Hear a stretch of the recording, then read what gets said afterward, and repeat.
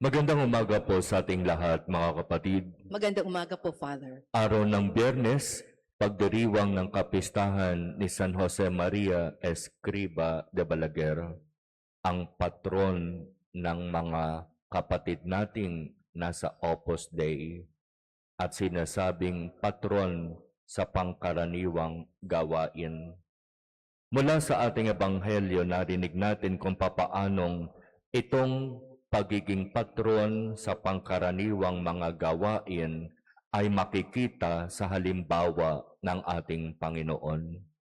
Ang sitwasyon, tapos ng mangisda, sina Pedro at ang kanyang mga kasama, nasa gilid na sila ng lawa, hinuhugasan na nila ang kanilang lambat. Pero ano ang ginawa ni Jesus? Sumakay sa isa sa mga bangka at sinabi kay Simon, "Maaari bang iusog mo ng kaunti ang bangka para ako'y makapangaral?"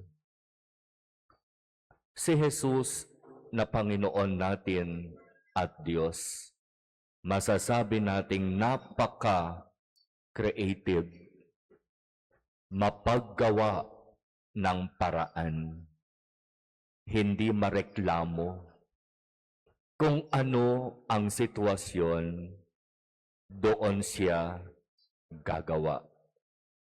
Ang sitwasyon nasa tabi ng lawa, may mga tao, hindi sa naghanap ng kung ano paman para mangaral.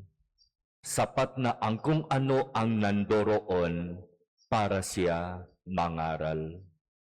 Ginamit niya ang bangka para kanyang maging pedestal at doon sa bangka ipinangaral niya ang tungkol sa kaharian ng Diyos. At pagkatapos nun, sinabihan niya ang mga mangingisda na pagod sa magdamag na pangingisda at walang nahuli, pumalaot kayo at manghuli kayo ng isda. Guro, magdamag na po kaming pumalaot at nangisda at wala kaming nahuli. Pero dahil sa sinabi ninyo, papalaot ulit kami, iuhulog namin ang lambat. At ganun nga ang ginawa ni Pedro, di ba? Pumalaot siya, inihulog ang lambat, at nung inaangat na niya muli ang lambat, ang bigat. Halos hindi niya maiangat, kinailangan pang tawagin ang ibang mga kasamang mangingisda na nasa ibang bangka para magpatulong. Napakaraming huli. Iba talaga kapag inuuna ang Diyos. Iba talaga kapag sinusunod ang Diyos. Ang imposible nagiging posible. Ito ang isang napakagandang halimbawa ng sinasabi sa kabanalan ni San Jose Maria Escriba na inilalagay tayo ng Diyos sa iba't ibang sitwasyon sa buhay. Maaring ikaw ay nagtatrabaho, maaring ikaw ay nasa eskwelahan, o nasa simbahan, o nasa bahay, o saan mang sitwasyon ka inilalagay ng Diyos.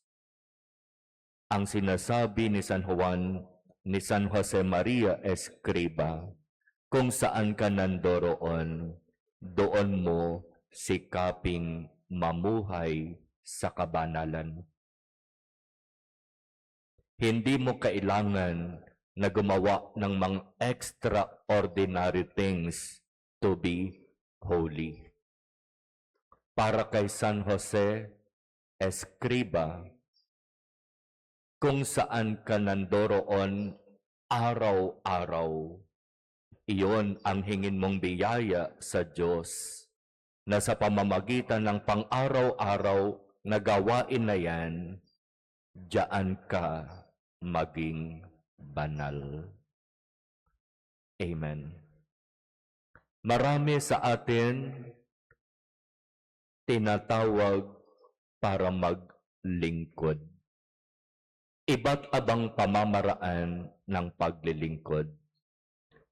Ina-assign sa iba't ibang gawain. Ngayon ay nasa taon tayo ng Jubilee Year para sa 400 years anniversary ng pagdating ng Birhen ng Antipolo sa diocese. May ina-assign na mga kasamang lingkod para mag-usher sa mga pilgrims na manggagaling sa maraming lugar maghapon. Yung iba, masayang nag-a-usher. Yung iba, medyo parang pakiramdam, bakit naman kasi ako pang inassign? Bakit naman kasi kami pa ang inassign?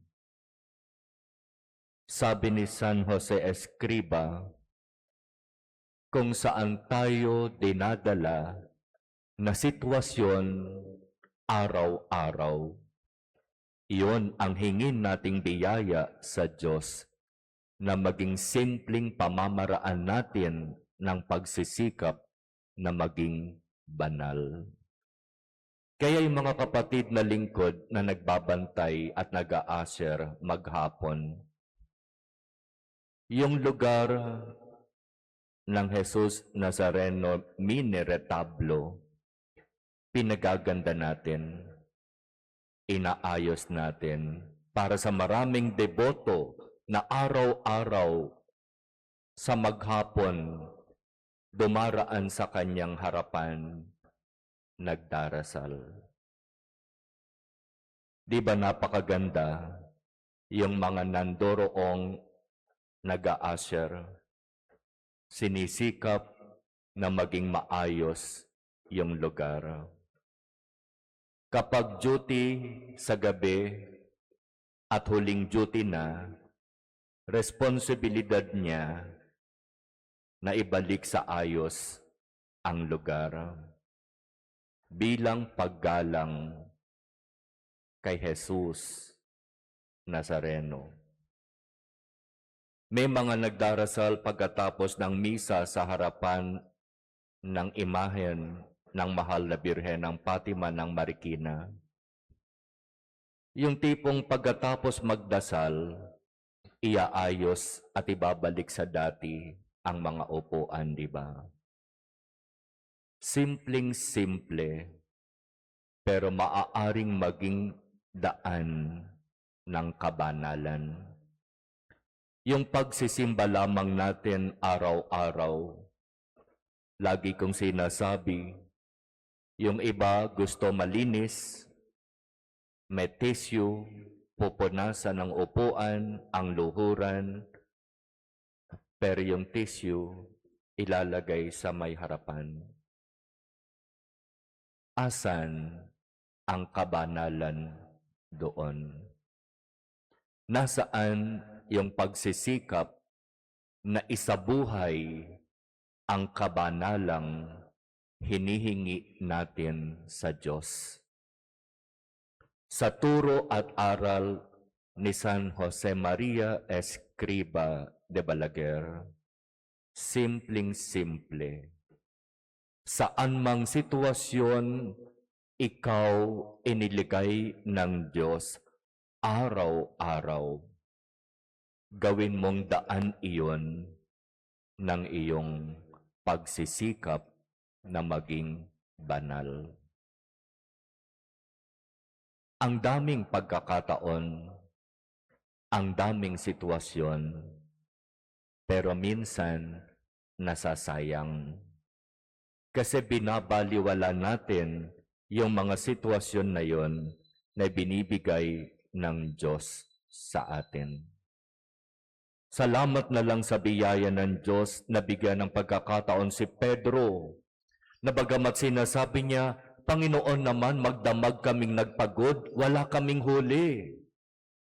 Pero mas nakita niya si Jesus bilang Panginoon at Diyos at pinakinggan niya ang salita ni Jesus at sinunod niya ang sinabi ni Jesus. O sige na nga, kahit pagod at puyat, ipapalaot kami ulit at maghuhulog ng lambat. O sige na nga, tapos na kaming magdasal, kaya iaayos namin ulit ang mga upuan sa dating ayos. Ibabalik namin ang mga dating gamit sa kanya-kanyang pwesto. Sa meeting ng mga lingkod, napakaganda ng sinabi ng isang kasamang lingkod. Sabi niya, Father, bakit hindi matuto yung mga kasama natin doon sa simpleng-simpleng motto, clean as you go? Ginagawa yan ng iba kapag nasa mga fast food chain. Hindi na iniaasa sa mga crew kumain sa fast food o kung saan mang restaurant, sila na mismong kumain ang nag-aayos, nagliligpit, para pagdating ng crew, mas madali sa kanila. Kabanalan sa mga sitwasyon, araw-araw, yun ang hingin nating biyaya sa Diyos. Kung ano ang sitwasyon na naririyan, diyan ka inaanyayahan ng Diyos na magsabuhay ng kabanalan.